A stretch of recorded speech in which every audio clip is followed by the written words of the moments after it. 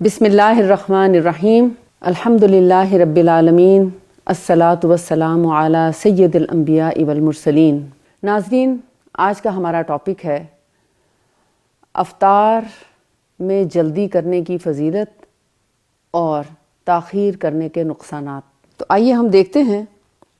کہ ہمارے طبی لحاظ سے اور روحانی لحاظ سے افطار جلدی کرنے میں کیا فائدہ ہے اور جلدی سے کیا مراد ہے۔ سامعین کرام، رمضان میں افطار کے لیے دو انتہائیں دیکھی جاتی ہیں۔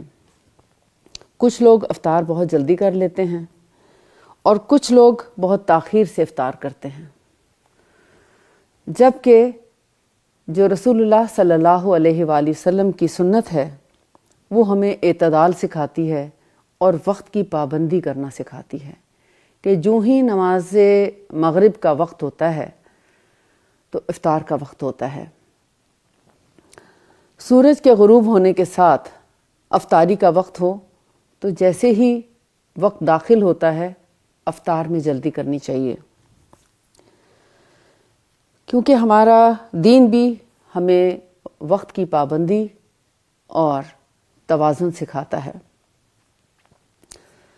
افطار میں جلدی کرنے کی سنت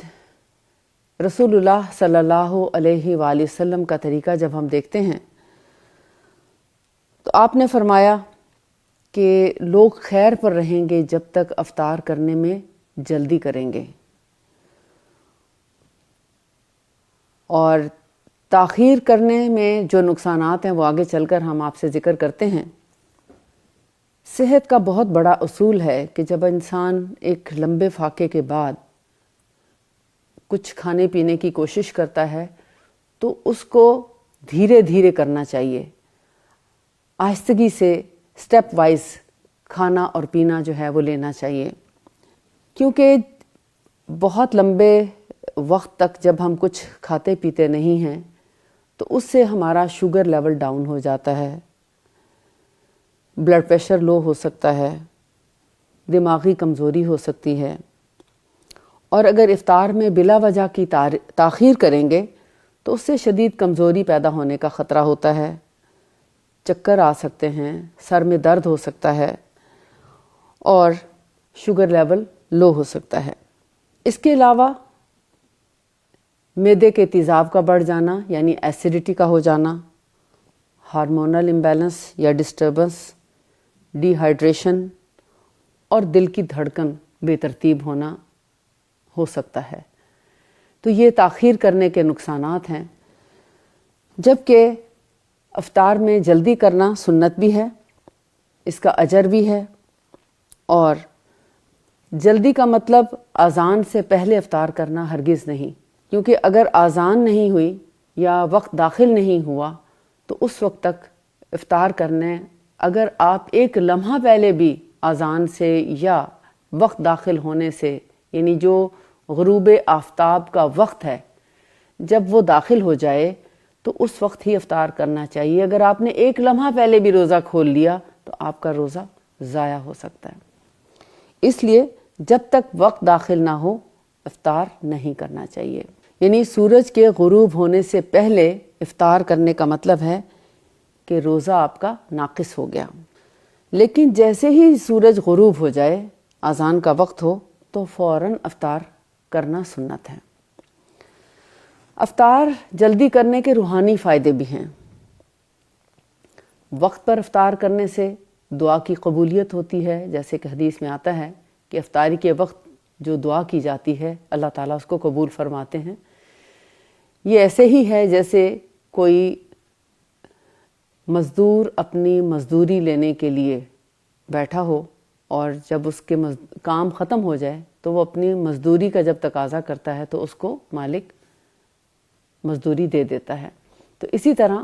ہم جب اللہ کی خاطر روزہ رکھتے ہیں اور روزے کا افطار کا جب وقت آتا ہے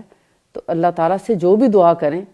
تو اللہ ہر جائز دعا کو قبول فرماتا ہے۔ کچھ تو دنیا میں قبول ہو جاتی ہیں اور کچھ آخرت کے لیے مؤخر ہو جاتی ہیں۔ نمبر 1 دعا کی قبولیت ہوتی ہے وقت پہ افطار کرنے سے۔ نمبر 2 سنت پر عمل ہوتا ہے جس کا الگ سے اجر ہے۔ نمبر 3، دل کا سکون بھی ہوتا ہے کہ آپ نے ایک کام بر وقت اور صحیح طریقے پر کیا ہے، اور یقیناً اللہ آپ کا روزہ قبول فرمائے گا۔ اور نمبر 4، برکت کا حصول بھی ہے کہ آپ بہت سی تکالیف سے بچ جاتے ہیں، کمزوری سے بچتے ہیں، شوگر لیول ڈاؤن ہونے سے بچتے ہیں، بلڈ پریشر لو ہونے سے بچتے ہیں، اور بہت سی بیماریوں سے بچاؤ ممکن ہوتا ہے وقت پہ افطار کرنے کی وجہ سے۔ اور خاص طور پر جو شوگر کے مریض ہیں، ذیابیطس کے مریض ہیں، وہ تو افطار میں بالکل بھی تاخیر نہ کریں، کیونکہ ان کا شوگر لیول خطرناک حد تک گر سکتا ہے۔ لہٰذا شوگر کے مریضوں کے لیے افطار بر وقت کرنا بہت ضروری ہے، اور بہترین وقت غروب آفتاب کا ہے۔ افطار کے وقت کھجور سے روزہ کھولنا بھی سنت ہے۔ اگر کبھی ایسا موقع آ جائے کہ آپ کے پاس کھجور نہیں ہے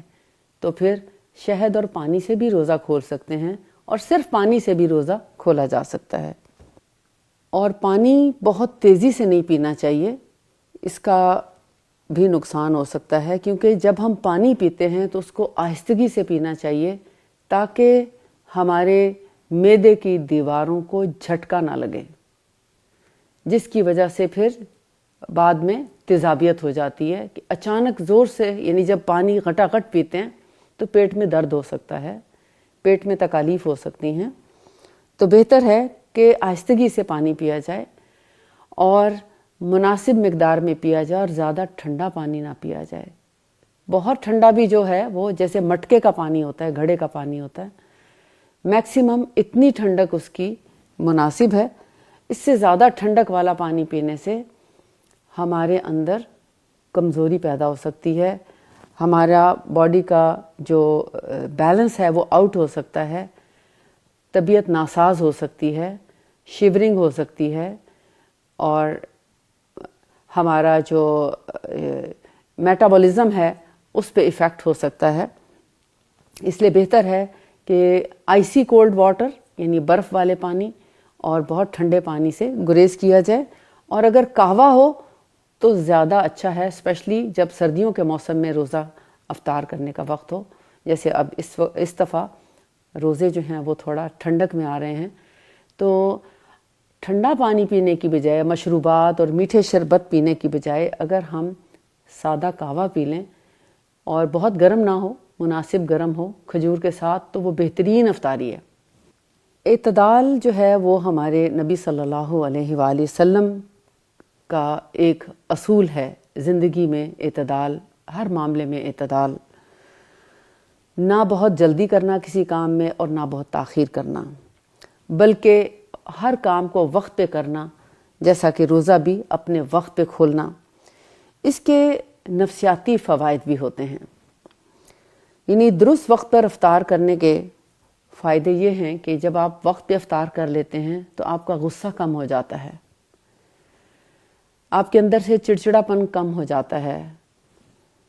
اور آپ کا موڈ بھی بہتر ہو جاتا ہے، آپ ایک روحانی خوشی محسوس کرتے ہیں وقت پر افطار کرنے کی وجہ سے۔ اور آخر میں یہ کہوں گی کہ اگر آپ یہ چاہتے ہیں کہ رمضان آپ کے لیے کمزوری کا باعث نہ بنے، بلکہ اور نہ ہی بیماری کا باعث بنے، بلکہ آپ کے لیے رحمت کا باعث بنے، آپ کے لیے طاقت، شفا اور سکون کا باعث بنے، تو روزہ وقت پہ افطار کیجئے اور سنت کے مطابق افطار کیجئے، اور کھانا ہمیشہ مغرب کی نماز کے فوراً بعد کھائیے، اور کھانا کھانے سے پہلے پانی اپنی پیاس کے مطابق اچھا سا پی لیجئے۔ یہ بہترین اصول ہے، اور یہ وقت کا بہترین استعمال بھی ہے، برکت حاصل کرنے کا ذریعہ بھی ہے، صحت میں برکت، وقت میں برکت، اور آئندہ روزہ رکھنے میں بھی برکت، کہ آپ آسانی کے ساتھ باقی روزے بھی رکھ سکتے ہیں۔ اللہ تعالیٰ ہم سب کو اس رمضان سے بھرپور فائدہ اٹھانے کی توفیق عطا فرمائے اور ہمارے روزوں کو قبول فرمائے۔ وآخر دعوانا ان الحمد للہ رب العالمین۔ سبحانک اللہم و بحمدک، اشہد ان لا الہ الا انت، استغفرک و اتوب الیک۔